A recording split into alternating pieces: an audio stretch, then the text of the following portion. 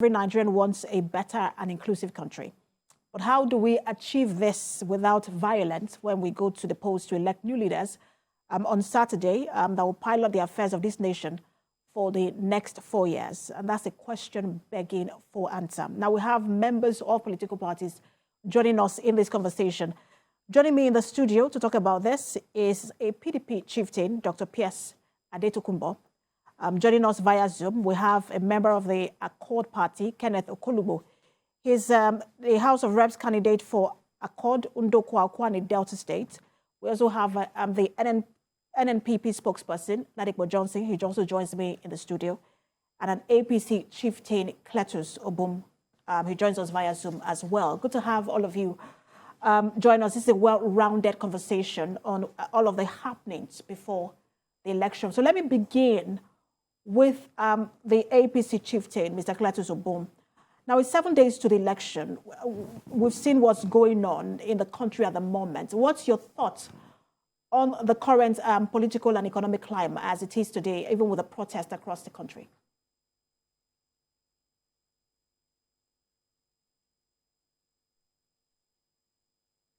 I want to be sure that we have Mr. Cletus Obum. All right, while we're waiting to get audio from him, a connection as well. But let me bring it to you. I know that, Mr. Gladiators Johnson, I know that your presidential candidate has responded to this. But what's your thoughts? What's your party's stance on what's going on and the preparation for the election? Yes, thank you and good afternoon to everyone. We have said time and time again that we feel the pain that the people, the masses of the country are feeling regarding the lack of cash or the how difficult things are. The fuel queues in Lagos in any event are easing up. But basically, yes, the main issue at the moment is to do with the currency swap and also to do with the unfortunate incidents of violence that some have experienced, especially here in Lagos. I know that we had some in the East as well. I was targeted at some INEC offices. But I'm talking about the campaigns and the violence we've had. These things, well, we hope that beginning of this week that the cash crunch might ease a bit. But these things are not what we need at this time. But in any event, one could look at it at a fitting end to what the people have suffered in the last 7 years. It's a good reminder to them in case they forgot and they were going to the polls thinking that everything is rosy, haven't been given all sorts of gifts and what have you by the ruling party. It's actually a good way for them to remember the disjointed form of governance we've had in the last 7-8 years. Let me bring in Dr. Adetokunbo Pierce. He said it is not what is needed at this time. But your presidential candidate seems to think that, look, it is a right step in the right direction and that Nigerians should just remain calm. And this will roll over. Am I right in saying that's because in some of the statement that has been made, it seems that that's the message he's trying to put across? Well, the message he's trying to put across, that Atiku Abubakar is trying to put across is that it is unfortunate that this is happening now. You commented about that. He feels the pain, as all of us do, but it is a question of short-term pain for long-term gain. This is overdue. This change of currency is overdue. It should have been done many years. Second year into Buhari's administration, he didn't do it. That is why when he came into office, the illegal money, the money in homes, in the underground economy, was something like 1.4 trillion. By 2022, it had gone to 3.23 trillion. The problem with that is that whenever money is in private homes, underground economy, it is not circulating in the economy and it is not helping the economy of the country. Therefore, it had to be retrieved. Every country does this every 3 or 4 years, 5 years. Buhari didn't do it, and therefore he's doing it now belatedly. It's a good idea, but it is implemented wrongly. It is the wrong timing. And like everything he has done in the past, it's not going to end up well for him because people are going to complain so badly, even though it means this one means well. So when Atiku Abubakar says it is something we need, I've just explained what it means. It is short-term pain because this pain is going to end by the 10th of April. After that, we are going to go back to what is normal.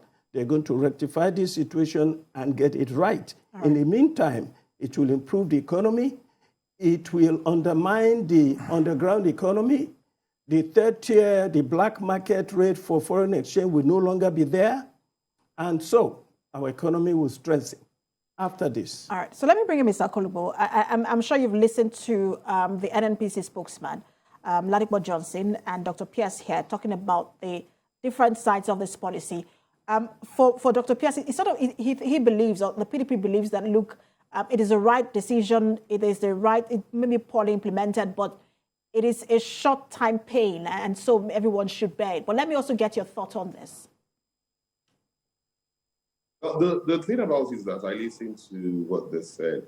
For me, it is long overdue.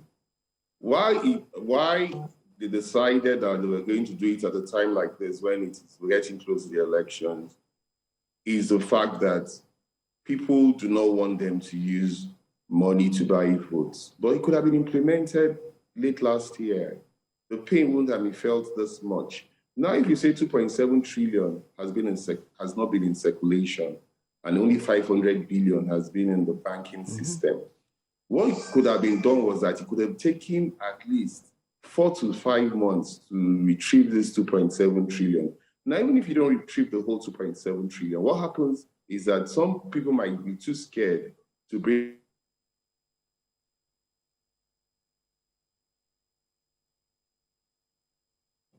those ones get stuck in their hands and the economy becomes more vibrant. Yes, I'm going for elections. For example, I need to pay my agents. I could maybe want to transfer money to some of my agents and they might not show up on the election day. But I really don't want people to buy votes. I want to win my elections. But I feel the pain here. I'm in Obiaruku, my village in Delta State. I see how people are complaining bitterly. I see how people are not happy with the policy. It is the right policy, but being implemented at the wrong time. It could have come last year, or it could have come early in the life of this administration, because the banking system was aware that only 500 billion was circulating. Even when we have had 2 recessions, nobody said this. Nobody tried to use this approach. That is the problem, and that is why it is worrisome. Let me say with you, Mr. Akolubo, because you talked about, you're the one who raised the issue of vote buying. As it stands today, is it easier to buy votes, or is it now difficult to buy votes? When you look at the current situation Nigerians are facing, no cash. Sometimes you make transfer, it declines, but you're debited, and then before you get your money reverted, it takes forever. If I am still waiting for my money to be reverted after more than 1 month. And so I'm asking, is it easier to now buy votes, or have we made it more difficult to buy votes? Well, it's not difficult to buy votes because I come from a place where we're used to giving cola. That's we give money. When you visit people, they give you money. They just use it to wage cola and you give them back money. It's a way of saying thank you for coming, especially when you're doing mosquito campaigns. So it's more difficult now because people can't even find money to give such what we call a cola wage. Do you understand? So when you cannot even give money for cola wage, where will you find money to give to people individually? When you now transfer money, somebody can take the money, and how do you transfer money to every other person's account?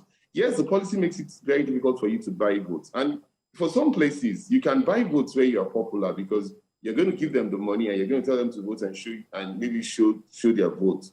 You can only show their votes where the agent there is weak. That's because you're popular. And so where is the money now to give? But all I'm saying at this point is, one, it is very clear that it's very difficult to buy votes. But how long is it going to take for this to fizzle out? There should at least be a human face to it. People are collecting 5,000 naira from the banking halls in Delta. Sometimes it reduced to 2,000 naira. If it was like 20,000 naira, 100,000 for corporates every day, it makes more sense. It still reduces the money in circulation, and it makes it more difficult for politicians to amass. That is for those who have deep pockets to amass the funds that they want to use in buying votes. But there's this obsession about this administration that they don't want people to buy votes, and they have clearly shut it down. That is the bone of disagreement for some of us. Let me put you on hold. I am happy with the policy. I think it's at the wrong. It is being approached wrongly. All right, so let me put you on hold. I want to explore the issue of vote buying further, but I want to bring in Mr. Cletus Obum, because he's a member of the governing party, and Mr. Ladipo Johnson said something earlier about how this will show the people who were going to the polls that, look, this present administration, to remind them that this present administration it doesn't have their interest at heart, and all of the things he said. But I want to get your thought, Mr. Cletus, to respond to what's going on now, and then just that statement that Mr. Ladipo Johnson made.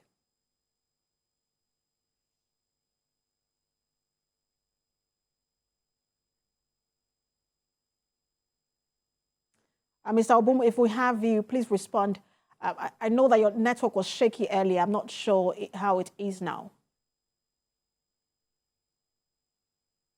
All right, so we haven't also been able to connect, but I really want to get the perspective of the APC, because because of what Mr. Ladipo Johnson said earlier, just so we give them the opportunity to also make their statement. But let me come back to you, because Mr. Kolubo was saying earlier that, look, it is now more difficult to buy votes. But I just want to ask, because a Nigerian of today who hasn't had access to money in the past 1 week, who has been queuing at ATMs, who has been going into the bank, has not been able to withdraw money, is it difficult now to say, I'm not, when I see, if at all, whatever I see, even if it's 500, even if it's 1,000, I'm not going to take it? No. So is it more difficult to buy votes? Or easier? You have a point now, because now with the scarcity of funds, he or she who wants to sell his or her votes, the threshold is lower now. You're right. You know, that it would be lower now, because if they get 500 now, 1,000 now, they'd be happy, or happier than they'd usually be. But you see, I want us to recall that the president had an interview, and he said it. That's before all this started. He said that he wants to ensure that there is no vote buying, and that people go and vote without being threatened or harassed, something like that. And I want Nigerians to know that this really is what is left for Mr. President. His legacy, if he leaves a free and fair election, people will probably forget the last 7 years or what have you. But if he fails, so that's why I believe he's doing what he is doing. My view, personally, is slightly different from the official view of my party. You understand? I shouldn't be saying that. You understand? My view is, you understand? Right. I understand what he's doing. I know why he's doing it. I know why they're targeting those they are targeting. All right, but I just, again, let me put you on hold, because I want to bring in Mr. Cletus. I understand that we have him now. I hope we are lucky this time. I wanted to respond to this particular statement that what is going on now doesn't really speak well for your party, and that's coming from Mr. Ladipo Johnson, who is the NNPP spokesperson. I wanted to speak to that, and also speak to whether you think the speech by the president, I think that was 2 days ago, whether it did anything to ease the pain of Nigerians.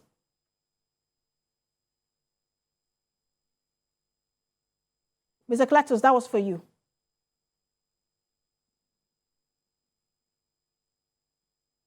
I don't know if Mr. Cletus can hear me. Maybe it's an audio thing. If he can hear me, Mr. Cletus, please respond.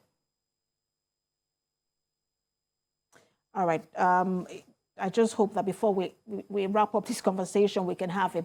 But Dr. Pierce, how well that statement or that speech by the president, how well do you think it addressed the concerns of Nigerians? I believe it tried a little bit. A couple of things he said is that the 200 naira notes can still be used. That's a relief. I went to the bank yesterday and I got the maximum I could get in 200 naira notes. Makes a little difference. How much did you get? Well, I was able to get 10,000 naira from my bank. I was looking for 100,000 for the weekend. That's luxury. Yeah, now it is, yes. Now, so that's one point. The second point he made that I think is quite encouraging is that April 10th, this whole thing should be over. He also explained the implication of so many trillion naira in private control outside of the mainstream economy. And he explained how this exercise will help to improve the economy, undermine insecurity and banditry, ransom paying, and also reduce the effort of vote buying. You see, this vote buying, the gentleman that you spoke to, we're lucky. It's a pity we don't have the APC man, because I wonder how he's going to explain himself under these circumstances. But as you see, they're all fighting each other. APC is angry because many of them are affected. So it's difficult to explain if you're an APC person. So I hope we're able to get him. But the way things are going, I feel that the president is trying his best to explain, unfortunately, a badly timed policy and a poorly implemented policy. All right, so let me bring in Mr. Akolubo. Do you share the concerns of those who say, look, they are not sure about the certainty of the date for the election? Some worry about a postponement. We've seen that before, even though the issues that were before us at that time, especially in 2019, where people were already seated in the studio, people were already heading to their polling unit when INEC announced that the election wasn't going to hold, but it was for logistics reason. But how do you see this particular situation playing out for the certainty of this particular date?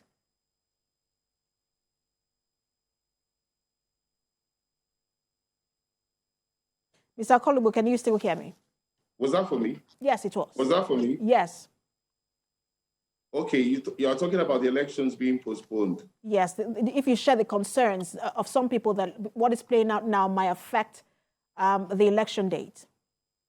Yeah, the worrisomeness of this is the riots that we have started experiencing, both in Delta, Edo, and some other states. If this persists, it might lead to a breakdown of law and order. And INEC would not be, INEC cannot conduct elections except in a secure environment. So that is exactly what people are worried about.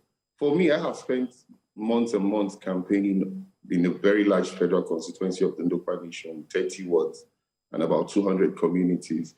I don't want these elections postponed because it's going to tell on it's going to tell on my finances, and secondly, it's going to also alter my plan and my strategy. And I'm sure some other politicians feel that way. So it's going to also take, it will be a setback for most of us who are running for elections if it's postponed, especially the one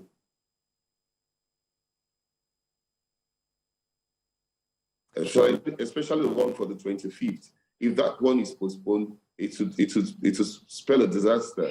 I don't know about March 11th. There's still some time to March 11th for the gubernatorial and the House of Assembly election. But I think some measures should be brought in by Monday to ease the economic, the cash situation. I think if some measures are brought in and more currencies are released into the system, I don't see the election being postponed. Do you also share that optimism that if things were the way things are now, perhaps we can still hold our elections on February the 25th? Although INEC has said, look, everything is fine from their end. I think we're going to have the elections on that date.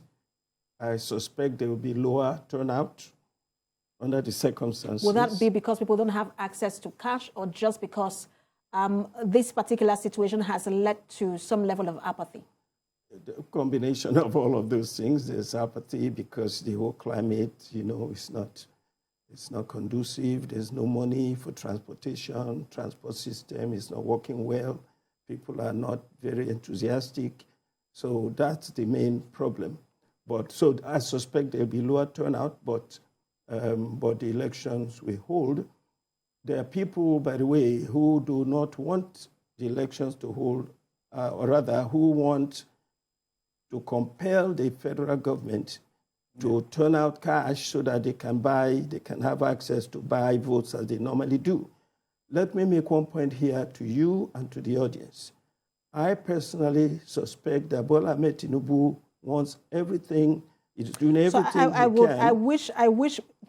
The only reason I won't let you make that statement you're about to make is because I do not have the APC person in the conversation, because it's the reason he's here, to speak for his party. But as long as he's not on with us at the moment, let me say that whoever wants to disrupt this election by failing to sign the peace accord is wasting his time. There are indications that some presidential candidates have refused to sign the peace accord. That implies that they are ready to challenge the results if it doesn't favor them. They are going to do what they threatened in 2015, that they will set up a parallel government if they do not win the election.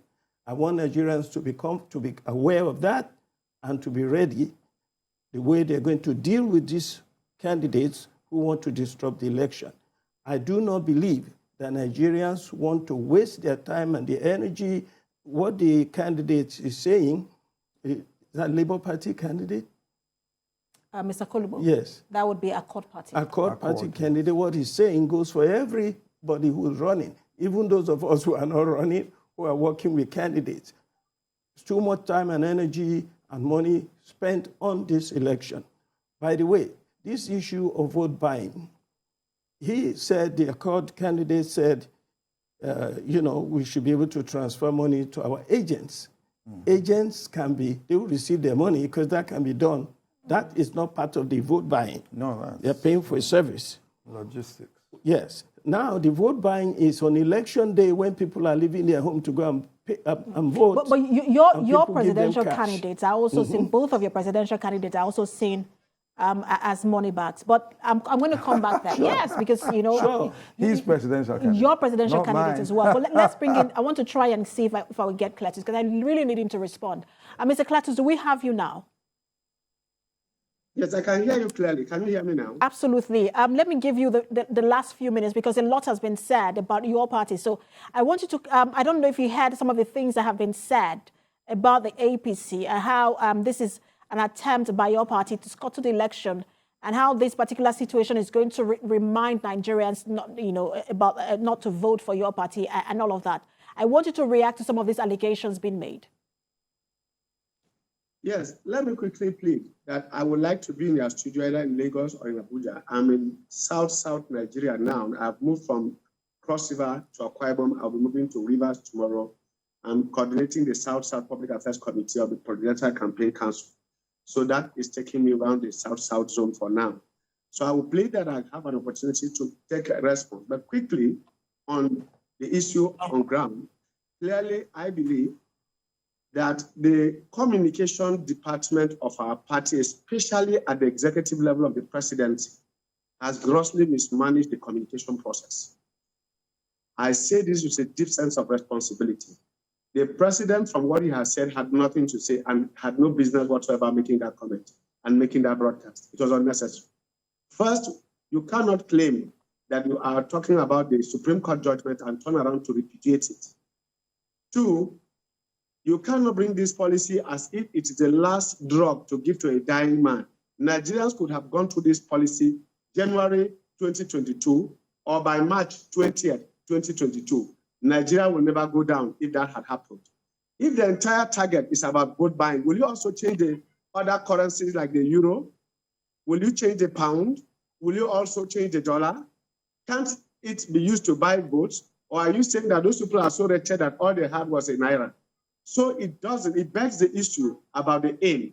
If anything, and anybody imagines that it was to save the economy, whose economy? You can't build hospitals and schools that nobody attends. You can't build good roads that nobody can walk on or drive upon. You must build roads for human beings. And that is why Mwaulimu, Julius Nyerere, had told us before that all development is about the human person. Anything that takes away from the human person, his dignity and survival, security, and welfare amounts to nothing. You can build all the schools, you can build all the skyscrapers, as far as there is nothing. Like the French philosopher will tell you, it is good food, not good words, that keep me alive. So if Nigerians can today no longer even treat ailments like malaria, if pregnant women can no longer access health care, if Nigerians can no longer even go to the offices to work because they cannot pay the cyclist or the taxi man, then clearly that all the intention of all policies is to better the human condition in any society or community. If such a law goes to counter that, then the unintended consequences of the currency change must be reversed. It is not in the interest of Nigerians or even for the polity. Must it be about the elections? What about those who are not even involved in elections, those who didn't register? Are they no longer Nigerians because they don't vote? Is that part of our law, that you must be a voter before you become a Nigerian? It's only a civic responsibility like any other one. Is it compulsory that everybody must go to school? So if I choose to be a carpenter and decide to be in the carpenter's workshop like Jesus, will you then repudiate me? Will you reject me as a Nigerian? Mr. Kletus, I have just a few minutes left, and I want you to address Mr. Kletus, just a minute, because I have like a minute or two left. And I'm giving you this few minutes because, you know, you're the only one who haven't spoken too much, and there were a lot of allegations made. One of the allegations that was about to be made, and I stopped it because you were not, I wasn't sure if we had you, was the fact that, look, your presidential candidate seems to, the claim that your presidential candidate seems to be not complaining, but, you know, he has criticized how this policy has been implemented. And people say, look, it's because he's the most affected by this policy. I want to address that claim as well. Now, let me make this very clearly. Whether you have the Naira swap or not, Ashwaju is coasting home.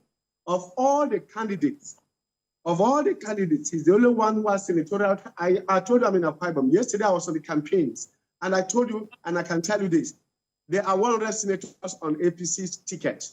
There are 360 APC Federal House candidates and over 8,000 State House of Assembly members and 36 governors. They are already campaigning. Whether Ashwaju is in Calabar or not, whether he's in Okonde or not, you are going to get that. But to say that he's the most affected is to suspect that he has more money than some of the candidates. Is it true? If you know the quality of candidates or you have on the ballot, clearly he is not the richest, so he will not be the only one. So when you bring that impression that he's always speaking for Nigerians, especially the vulnerable. And that is what a leader must demonstrate. You cry with the people when they cry and laugh with them. Whether it is in the Quran or in the Bible, Jesus always showed that. Had compassion and will turn 2 loaves of bread, 5 fishes into an entire 12,000 people and feed them. He was always feeding them. Even his prayer, give us this day our daily bread. So you are not going to say, give us this day our daily university degrees. You must eat first before you'll be able to do that. And that is what Ashwaju is responding to. Therefore, he's being compassionate, which is the quality of a good leader. He's being compassionate, he's being truthful, and he's aligning with the people at their moment of need. It's not about his election. He has never contested any election after he left the presidency. He has held no position in Nigeria. I do have to leave it there because it's almost time for the news. When Jonathan was about to be removed and not allowed to take up to become the acting president, it was Ashwaju that led the march and protest against it. If you check the Southwest at that time, which was in control of, 5 states went to Jonathan. Right, so if people talk as if his life depends on politics, they are being unfaithful, they are being ungrateful, and they are being mischievous. Ashwaju is talking for Nigerians, the vulnerable Nigerians. Thank you very much, Mr. Kletus Obom. He can as well go and live in Dubai like his friend. We have to leave it there. And I wish I had enough time to also give everyone else like 30 seconds or 1 minute to respond to you. But, you know, that's the time we have. And this is a last show before the presidential election. By next Saturday, to be the presidential election, TVC News will be opening its studio live. You can see what's going on around the country because we have reporters on the field all around the country, and we'll bring you live updates across Nigeria. But that's where we wrap. Thank you so much for talking to us. The NNPC spokesperson, Gladiators Johnson, NNPP, yes. I know you want to put me in charge of the oil ministry, but... and also the APC chieftain, Gladiators, thank you for talking to us. The Kenneth Okolugbo, House of Reps candidate for Accord Party, Ndokwa Ukwani, Delta State, thank you for your thoughts. And thank you so much. The PDP chieftain, Dr. Pierce Adetokunbo, thank you for talking to us. All right, that's Standpoint. You can watch by 11 p.m. tonight and 5 a.m. on Sunday. Thank you for watching. I'm Precious Amayo.